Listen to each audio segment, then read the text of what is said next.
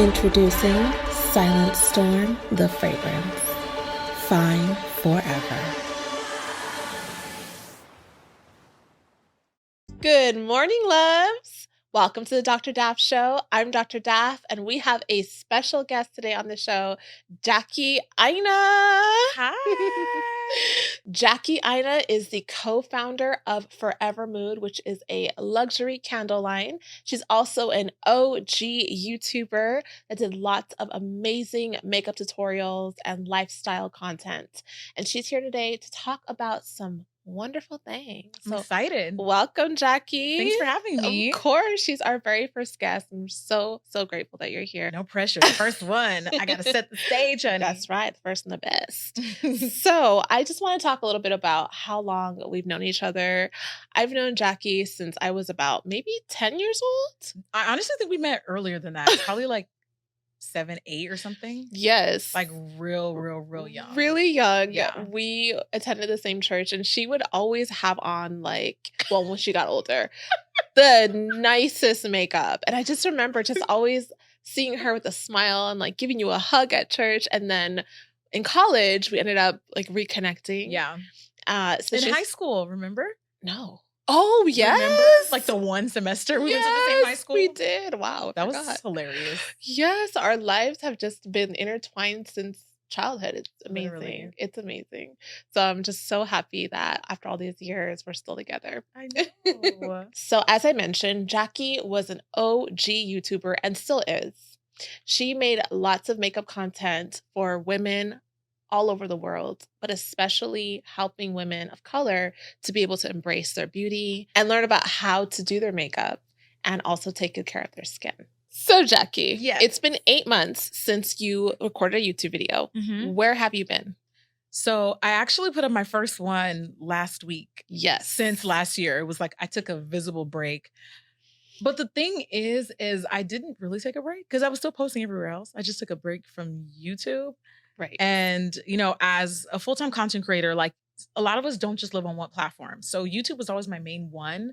It was always my main bread and butter. First of all, there's multiple different things happening, which was the reason why I took a break. Okay. One, I felt like I can't put all my eggs in one basket, which is, I think, smart. And I think a lot of people were thinking about that in the past 2 years, just kind of forward thinking yeah, YouTube's great and it's my main platform, but I don't think it should be the only thing that I should be focused on. Okay. And so I wanted to kind of try other things and switch it up. But also I was just really tired. I was just really tired of putting so much into a platform that I felt, and this is just my opinion and my experience. In the 13 years that I've been a creator, I've always felt like I've had to work a little bit harder than my peers. Actually, a lot harder. Those of you guys that have been following me long enough can probably see the very stark difference between the quality of content I put out as a Black creator and even Black creators in general. There is definitely a difference in growth and opportunity, but rarely is there ever a difference in quality, right? So a Black creator could be doing the absolute most,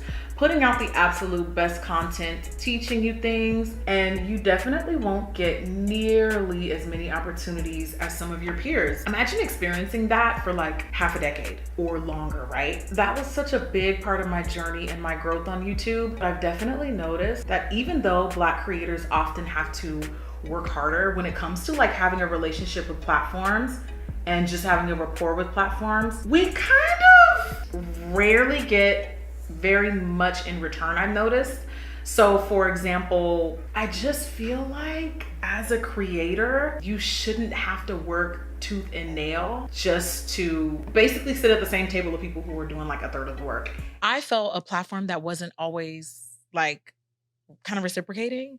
And I feel like in the 13 years that I've been a creator, why is it that I still have to work just as hard to make it on people's explore pages as I did when I first started? And I don't really feel like that's I feel like at some point you should get grandfathered in. And at some point, you shouldn't have to I don't know if that makes sense. That does make sense. Do you get what I'm saying?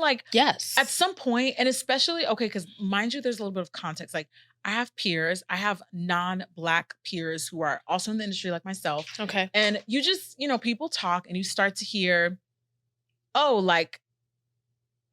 I don't want to say too much because like it can't really be proven, but like you just start to hear that like other creators get special favors and special treatment. And I'm not necessarily saying that that is right. Because it kind of isn't. But at the same time, it's like, well, why did they get access to these things that other non-Black, like other Black creators aren't given the same like space and the grace to be able to benefit from? Does that make sense? It does. And it's interesting because I think recently there was a video put out by a very popular Black creator who made a video.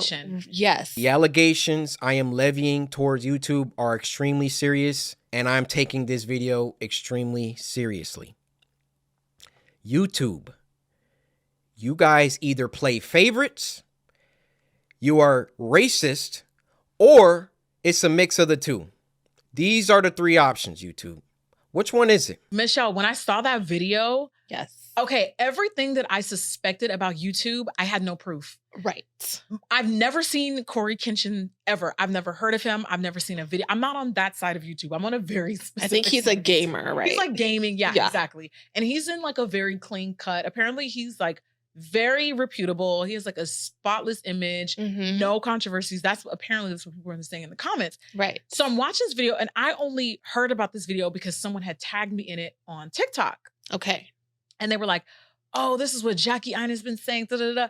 So I'm like, oh, okay, let me go see this, guys. I'm like intrigued. What's this guy talking about? So I had no idea that this video was the viral phenomenon that was taking place at the time. Right. Everything that he said in that video, I've suspected, but I've never had proof. So I'm like, how is it that every creator from different corners of the internet are all saying the same thing and we've never like, how? It's not a coincidence. It's not. So the stuff that he was saying, I was like, aha, I'm not tripping. I knew I wasn't crazy. And there's even things that like I've experienced personally with my channel and I've reached out to the platform directly and I've said, hey, like, I feel like this is going on. Can I get this looked at? I feel like this is, my subscribers aren't seeing my content. Yes. Can I get this looked into? And it would just be crickets. Really? I mean, it wouldn't be crickets per se, but it would be butterflies. No, but it would be very much kind of like, oh yeah, we'll look into it. Oh, just not brushing you off, just brushing it off. Yes. But then anytime there's like an initiative or a diversity and inclusion, it's like, guess who's knocking on your door? Out of the millions of YouTubers, you know who to call, right? So it's like I feel like I've done enough favors to make you look good. Why are you not like? Why is my audience not seeing my content? Yeah. Why am I hearing about so-and-so getting all of these favors and so-and-so getting, and I don't want to say exactly what these things are because again, but we know that there are things that go on. Exactly. And it is unfair. Things that help creators, non-Black creators and their channels grow. Right.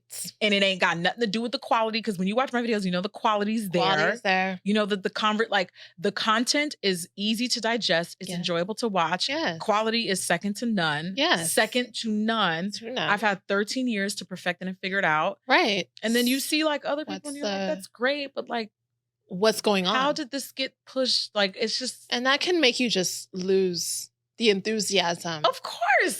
That's like a normal thing I feel like in the workplace. You know, if you see like, I mean, I'm kind of like, okay, I kind of feel like I have a formula. I have my flow. Right. People are obviously heavily engaged with the content. Why is there's a disconnect here? Yeah. So for me, it just kind of felt like, all right, let me just give this one platform some competition. So they don't feel like they have me. Yes. You know what I mean? Like they don't feel like they have me. Like I just needed to kind of spread myself out and just be visible everywhere else. So you mentioned you were tagged on TikTok. In the past year, I've still been creating content heavily. Sometimes I post like 4 times a day, but I've just been doing it on its own separate platform. It's been really fun. The funny thing is about some platforms, TikTok especially, TikTok is like notorious for this. These people do not even know who I am, and I kind of live for it because they'll literally comment and be like, oh my God, do you have a YouTube channel? And I think it's so cute because it's like, oh baby, if you only knew. So that's your new love for TikTok? I love TikTok. Honestly, I love TikTok because it's like short. It's not easy. Let me not. It's definitely not easy. Yes, but it's fun. It's a lot of fun. And it's a different audience in a sense, right? Because there's more young people on there, fresh, and they get to see your personality, and you don't have to specifically be talking about makeup. You can talk about anything. Yeah, you don't have to. I think TikTok is great for niches, but also you don't really have to have a niche to do well on TikTok. However, I will say the same things that I do see on other platforms do happen on TikTok. It's the same thing. It's across the board. It's across the board. It's every social media platform. That's disappointing. Something has to change because we've been having this conversation over and over. I know. And it has to change. I know. But we are happy to see you back. Thank you. We are happy to see you back. Yeah, I just needed help. I needed to, like I said, there was just so much going on. It was just like, girl, like, go do something else. Go. Yes. Like, it was like I was running out of creativity. Okay. I was doing everything myself except editing. Okay. And that's very rare for, like, considering the size of my audience. Like, most people have, like, they outsource help. They have a production team. Yes, they have they lighting. do. They have gaffers. Like, I didn't have any of that. Right. And I was like, honestly, I cannot do this by myself anymore. But I know what people say once you go down that road. They call you a sellout.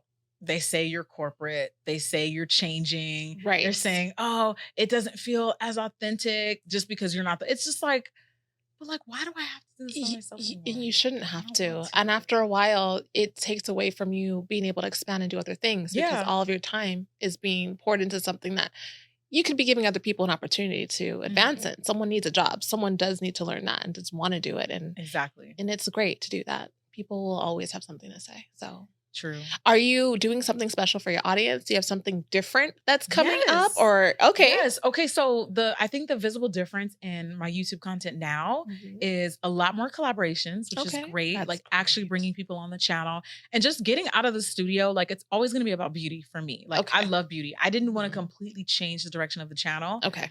But I wanted to talk about beauty in a different way. Like before, it would just be sit down, tutorial, and review style. Okay. And those videos are fun, but I kind of feel like that style, that video creating style was kind of like getting a little quiet. I don't think it's dead per se. Sure. Because it's very popular on TikTok. I don't know if you've noticed, but that sit down style, like the way we used to do reviews and tutorials on YouTube is now huge on TikTok. Okay. So it's not dead. I think just the medium and the platform that it exists on is changing. Okay. So, but that was always the style of content that I would create. And I just was like, I mean, I can't do this forever. Like you can't do the same, you cannot do the same thing forever over and over again and expect to to just still be excited about it, enthusiastic. No, absolutely. I need to switch it up. I was like, I want to do like, what would it be like to switch lives with somebody or to like bring a celebrity on the platform and show their beauty routine and like do it with them and just, I don't know. I just wanted to just something fresh. And also a little bit more grown, like a little bit more grown. Like my audience has grown with me. I'm 35. Yeah. The things that interested me when I first started my channel is very different to the things that interest me now. Okay. Like I said, still beauty, but just like different, you know? It's always going to be beauty.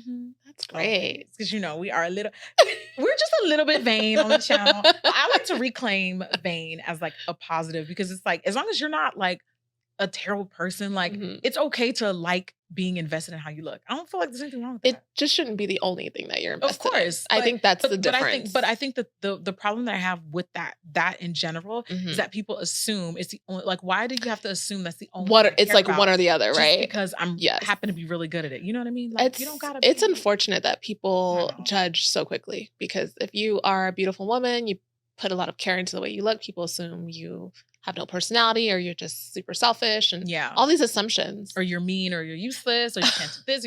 There's so much. It's not nice. It's not kind. But we like embrace the people who love being glam, who love taking care of themselves. Yes. I like that. And I don't want to change that. Everyone is different and I don't think you will change that. No, it ain't going anywhere anytime soon.